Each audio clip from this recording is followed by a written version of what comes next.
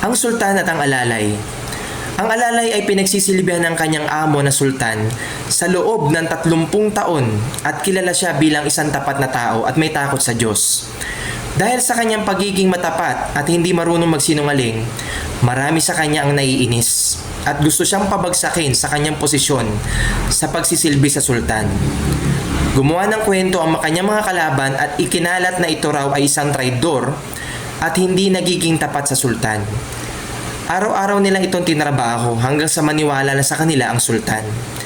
Ang inosenteng alalay ay hinatulan ng kamatayan sa pamamagitan ng paglapas sa kanya ng mga mababangis na aso ng sultan. Sa ganitong klase ng parusa, itinatali nila ang kamay nito at inilalagay sa isang hawla para malapa ng mababangis na aso.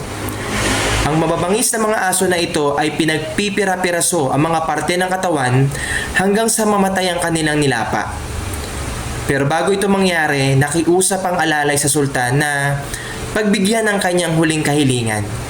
Nabigyan siya ng 10 araw para mabayaran ang kanyang mga pagkakautang at ihabilin ang kanyang mga pag-aari sa kanyang pamilya. Kaya pumayag dito ang sultan sa kahilingan ng alalay. Nagmadali ang alalay na umuwi sa kanilang bahay at kinuha ang 100 piraso ng ginto na meron siya. At dali siyang pumunta sa nagbabantay ng mga aso ng sultan. Pagdating niya ron, ay kinausap niya ito at sinabi na ibibigay niya ang 100 piraso ng ginto kung pagbibigyan siya sa kanyang kahilingan na makasama ang alalay sa pagpapakain sa mga aso sa loob ng 10 araw. At yun nga ang nangyari. Sa loob ng 10 araw, pinakain ng alalay ng mga aso ng sultan at inalagaan habang nakasuporta sa kanya ang tagapag-alaga nito. Sa 11 araw, pinatawag na ng sultan ang alalay para ituloy ang naudlot na parusa na para sa kanya. Pinakawalan ng mga mababangis na aso habang nakatali ang mga kamay ng alalay. Lumapit ang mga mababangis na aso sa alalay at kumakaway ang mga buntot nito at nakipaglaro ang mga aso sa alalay. Nagulat ang lahat sa nakita nila.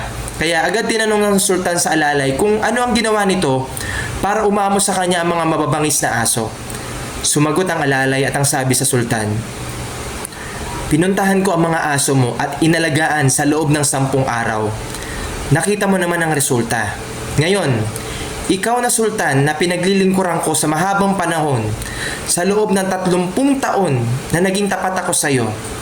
Pero ano ang naging kapalit nito? Pinatawan mo ko ng kamatayan dahil sa mga akusasyon ng mga taong gusto kong pabagsakin na hindi ko naman ginawa. Nahiya ang sultan nang marinig ito sa bibig ng alalay. Kaya agad siyang pinalaya, humingi ng tawad, at binigyan ng mga magagandang damit at ibinalik ang kanyang magandang reputasyon.